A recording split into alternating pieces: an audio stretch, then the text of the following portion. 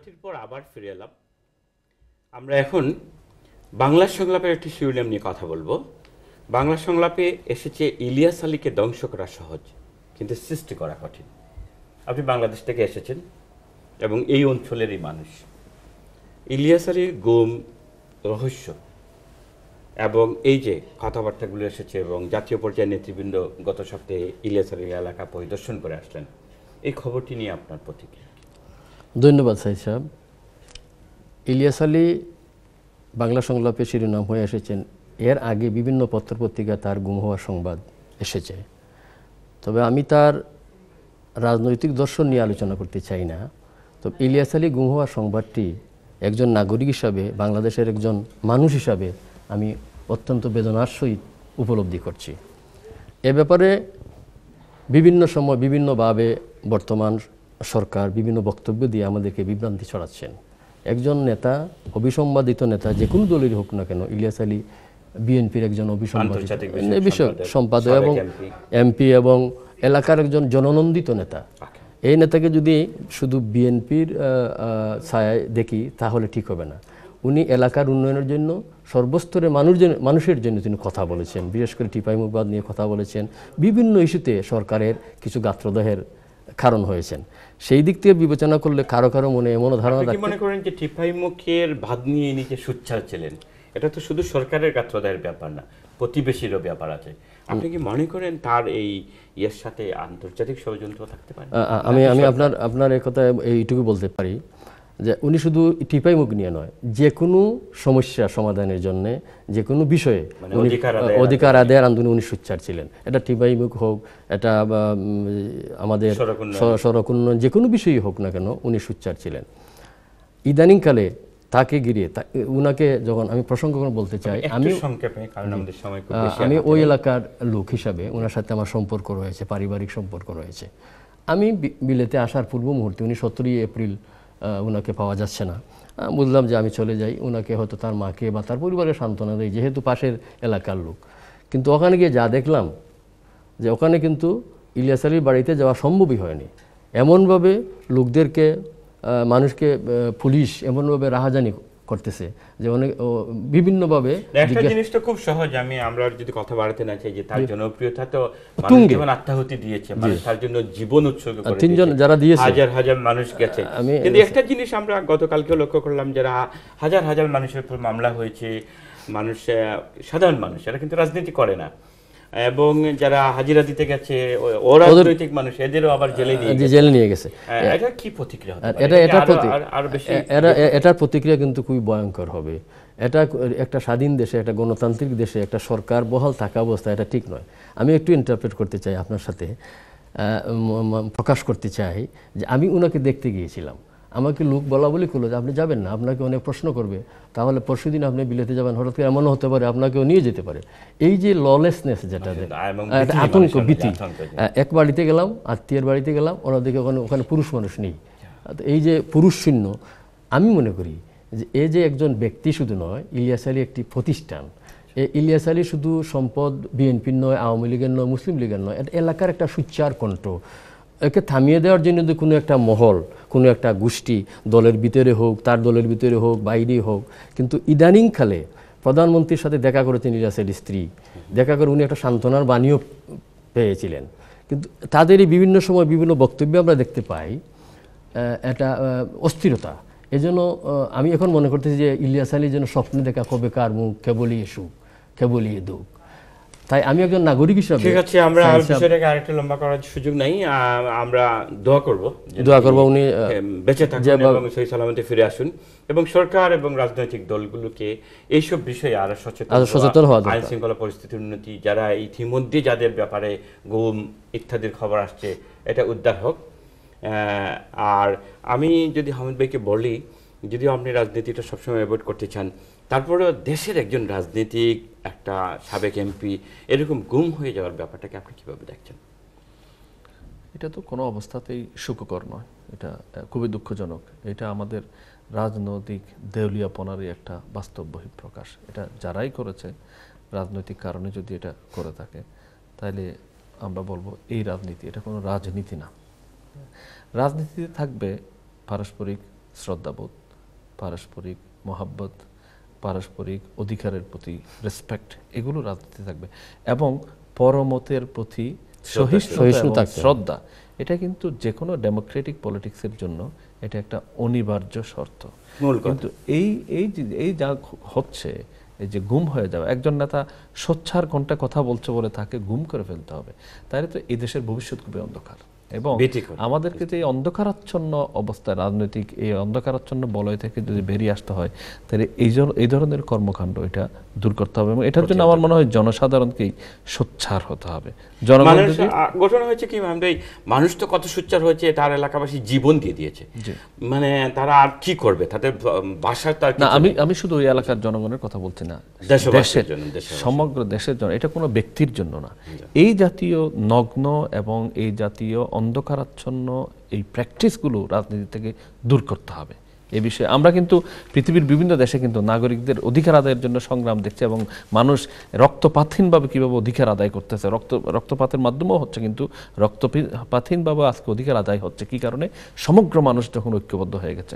আজকে বাংলাদেশের যদি 95% এবং সুখকর হবে যদি 100% মানুষ বলে এই ধরনের রাজনীতি আমরা চাই না, no to criminal politics, no to politics of killing, no to politics of the hijacking, no to politics of এই সমস্ত গুম, এটা যদি বাংলাদেশের মানুষ এক কণ্ঠে বলে, তাহলে কিন্তু আমার মনে হয় কোনো রাজনীতিকের সাধ্য নাই যে এগুলো করার। আমরা আশা করি, আমরা তো আশা নিয়ে যে বেঁচে থাকতে হয়, আশাবাদী মানুষও আমি।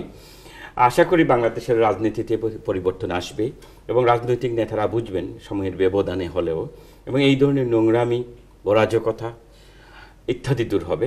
হামিদ ভাই, আমরা শেষ করতে চাই সেবাকর্ম দিয়ে।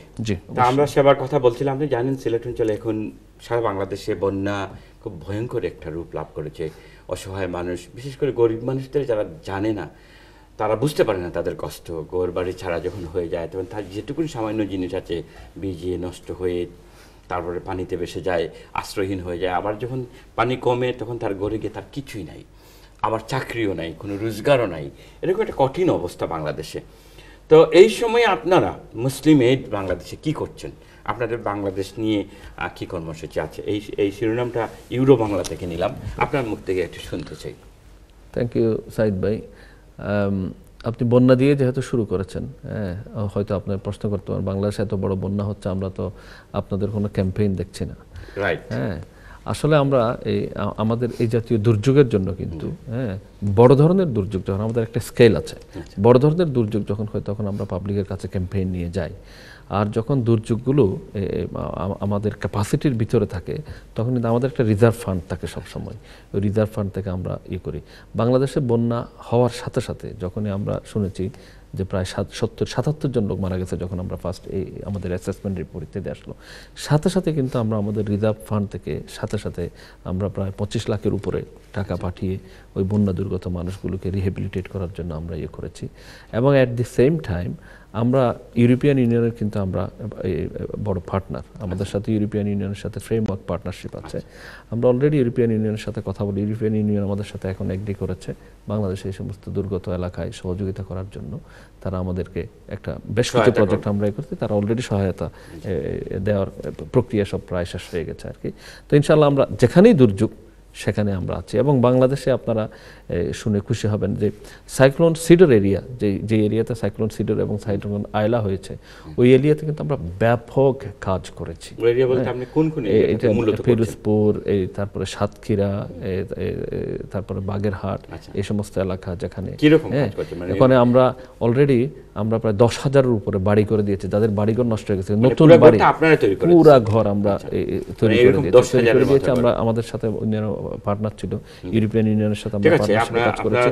তারপরে আমরা প্রায় 1 লক্ষের উপরে কৃষককে, যারা সবকিছু হারিয়ে ফেলছিল, তাদেরকে আমরা কৃষি বীজ দেওয়া থেকে শুরু করে তাদেরকে তাদের কৃষিকাজের জন্য উপকরণ দেওয়া থেকে শুরু করে সবকিছু দিয়ে আমরা তাদেরকে এখন স্বাবলম্বী করে ফেলেছি। এবং ওই সমস্ত এলাকায় যে সমস্ত স্কুল কলেজ ভেঙে গেছিল, এগুলোকে আমরা রিহেবিলিটেট করেছি। হ্যাঁ, এবং এছাড়া এটা তো একটা ইমার্জেন্সি, এছাড়া আমাদের স্বাভাবিক অনেক প্রোগ্রাম আছে। আমাদের interest free micro finance program, আপনারা জানেন মাইক্রো ফাইন্যান্সের কিন্তু অনেক সমালোচনা বাংলাদেশে বিকজ অফ ইন্টারেস্ট। মুসলিম এইডের কিন্তু মাইক্রো ফাইন্যান্স হচ্ছে interest free micro finance. Finance. এই জন্য আপনারা শুনে কিন্তু খুশি আপনাদের হবেন। মাইক্রো ফাইন্যান্সের কথা খুব বেশি শোনা যাচ্ছিল না তো, যেরকম ব্রাক কিংবা ডক্টর ইউনিসের মাইক্রো ফাইন্যান্সের কথাগুলো আলোচিত হয়। তা আপনারা এটা কি ছোট ভলিউমে করছেন নাকি কি? না, আমাদের মাইক্রো ফাইন্যান্স এখন আর ছোট ভলিউম নাই, আচ্ছা। এখন আমাদের মাইক্রো ফাইন্যান্স বড় ভলিউমে হচ্ছে। একসময় ছোট ছিল, আচ্ছা। কারণ হচ্ছে ব্র্যাক এবং গ্রামীণ ব্যাংক তারা তো অনেক আগে থেকে শুরু করেছে, আচ্ছা। এবং তারা যেহেতু আগে থেকে বড় ভলিউমে শুরু করেছিল, তাদেরটা অবশ্যই নাম আছে, নাম যেমন আছে এখন, হ্যাঁ, বদনাম আছে, অন্য নামও আপনারা ইন্টারেস্টের জানেন, টাকা interest আদায় এর করার কারণে। জন্য যে কিন্তু আমাদের যেটা হচ্ছে, আমরা আলহামদুলিল্লাহ আমাদের সিস্টেম ভালো হওয়ার কারণে এই যে কিছুদিন আগে আমাদের ইসলামিক ডেভেলপমেন্ট ব্যাংকও, হ্যাঁ, তাদের একটা বিরাট অনুদান মাইক্রো ফাইন্যান্সের জন্য আচ্ছা, মুসলিম মাইক্রো করেছে। ফাইন্যান্সটা আমরা একটু ডিটেইলস জানবো আপনার কাছ থেকে। দেখি বাংলাদেশে থাকা অবস্থায় উনি আপনাদের কার্যক্রম সম্পর্কে কতটুকু খোঁজ খবর রাখেন? আপনি কি- ওনার সুবিধার্থে আমি আরেকটু বলি, সিলেটে কিন্তু আমাদের মাইক্রো ফাইন্যান্সের ভালো প্রোগ্রাম আছে, এবং সিলেটের কুলাউড়াতে আমাদের কিন্তু বিরাট একটা হসপিটাল পরিচালিত হচ্ছে। আচ্ছা, আচ্ছা, দেখি তারপরে উনি ধন্যবাদ সাইদ ভাই। মুসলিম এইড যেটা, এটা কিন্তু কার্যক্রম চালিয়ে যাচ্ছেন বাংলাদেশের বিভিন্ন ডিজাস্টারের সময়। আপনি কিন্তু আধা মিনিটে আমাদের একটু এবং সময় কম আছে। আমি দাবি রাখতে চাই, যেহেতু আমার সুনামগঞ্জ একটা ভাটি এলাকা, ওই এলাকা যদি আপনাদের হাতটা প্রশস্ত করেন, যে আপনাদের অনুদান দান যেটা আছে, তবে আপনাদের কার্যক্রমগুলো সুচারুরূপে চালিয়ে যাওয়ার জন্য আমাদের টিম ওয়ার্ক যেটা, এটা কিন্তু আমিও অনেক পত্রপত্রিকায় দেখেছি। এবং আমার অ্যাপিল হলো আপনার মাধ্যমে বলতে চাই যে ভাটি এলাকা, ভাটি অঞ্চল আমাদের বন্যায় প্রতি বছরই আমরা ক্ষতিগ্রস্ত হই। সেই জন্য মুসলিমের যদি সেখানেও একটা বিশেষ কোনো এটা ভালো দাবি, এটা আমার মনের কথাও। আমরা চাই যে আপনি জানেন এখানকার মেজরিটি মানুষ সিলেট অঞ্চলে, এবং এরা নিজেরা সাহায্য করবেন। আপনারা যে শুধু আপনারা করবেন, আপনাদের মাধ্যমে হয়তো হবে, কিন্তু আমরা এখানকার প্রবাসীরা তো এমনিতেই ইন্ডিভিজুয়ালি কিংবা বিভিন্ন সংস্থার মাধ্যমে, ছোট ছোট অর্গানাইজেশনের মাধ্যমে সহায়তা করে থাকেন। আমরা বড় ধরনের সহায়তা করতে প্রস্তুত আছি, কিন্তু আপনারা সিলেটে বড় রকম কোনো উদ্যোগ যদি আপনাদের প্রতিফলিত হয়, আপনারা যদি নেন, তাহলে আমার মনে হয় জনগণ সাড়া দেবে। এরকম কোনো চিন্তা ভাবনা আছে কিনা? অবশ্যই আছে। আসলে তো আমাদের কার্যক্রম তো কোনো এলাকা বা কোনো ব্যক্তির সাথে না, যেখানে নিড আছে সেখানে আমরা আছি। আপনারা হয়তো জানেন, আমরা পৃথিবীর প্রায় 74টা দেশে আমরা কাজ করছি, হ্যাঁ, এবং 74 দেশের মধ্যে কিন্তু সবচেয়ে মানে বড় খাত যে কয়টা দেশে, তার মধ্যে কিন্তু বাংলাদেশ একটা। এই যে আমরা বললাম ব্যাপক, আমরা প্রায় এখন আমাদের ওখানে বাংলাদেশে আমাদের ব্রাঞ্চের সংখ্যা কিন্তু 90টারও অধিক, নিজস্ব ব্রাঞ্চ, হ্যাঁ, 90টারও অধিক, এবং প্রায় সকল ডিস্ট্রিক্টেই আমাদের কোনো না কোনো কার্যক্রম, আমাদের এডুকেশন প্রোগ্রাম আছে। আপনাদের বাংলাদেশের টোটাল ধরেন দান অনুদান বা কার্যক্রমের এই বছর যেমন আমাদের বাজেট প্রায় 28 মিলিয়ন পাউন্ড, 28 মিলিয়ন বাংলাদেশে আমাদের কার্যক্রম ভলিউম, হ্যাঁ, দিস ইয়ার। সো ব্যাপকভাবে আমরা আলহামদুলিল্লাহ কাজ করে যাচ্ছি। এবং অবশ্যই আমাদের ভাইয়েরা সিলেট অঞ্চল যদি কম বলেন, তাহলে বলবো সিলেট অঞ্চল বেশি ধনী আর কি। আমরা তো গরিবদের নিয়ে কাজ করি, কিন্তু এখানে প্রবাসীরা সিলেটি হওয়ার কারণে মানুষ মনে করে সিলেট সবাই হয়তো প্রবাসী। তবে সিলেটে একটা জিনিস বলতে হয়, সিলেটে কিন্তু আরেকটা কথা বলতে হয়, সিলেট আমাদের বাংলাদেশে, এখানে তো বাংলাদেশি বলতেই মেজরিটি সিলেটি বাংলাদেশে যে কাজগুলো হয়েছে সাইক্লোন সিডরের, সিলেটের ভাই বোনেরাই প্রায় 1 মিলিয়নের উপরে ইন ওয়ান গো আমাদেরকে ডোনেট করেছে। আসলে সিলেটেরা দান গ্রহণ করাচ্ছে, দান দেওয়ার ক্ষেত্রে অগ্রণী আছে, এটা সত্যি। এবং আমরা আরো করতে চাই, বাট সিলেটে যারা প্রবাসী নয়, এরা কিন্তু একেবারে দারিদ্র, এটা একটা ব্যাপার আছে। তো আমরা মনে হয় আর এই বিষয়ে কথা বলার সুযোগ পাচ্ছি না, আমরা আপনার কাছ থেকে অন্য সময় অনুভব শুনবো। আপনাদের দুজনকে আমি অনেক ধন্যবাদ জানাই কষ্ট করে আসবার জন্য, সময় দেওয়ার জন্য।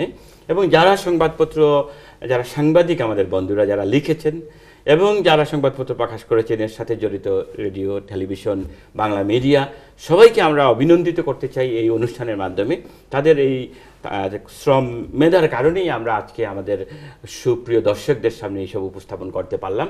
এবং এনটিভি, বিশেষ করে এনটিভি ওয়ার্ল্ড ওয়াইড, বিশ্বজুড়ে ছড়িয়ে থাকা বাংলাদেশিদের মাঝে যে বাংলা ভাষা, সাহিত্য, সংস্কৃতি, তাজিব, তামাদ্দুন, আমাদের মননের কথা, সুখ দুঃখের কথা তুলে ধরবার চেষ্টা করছে।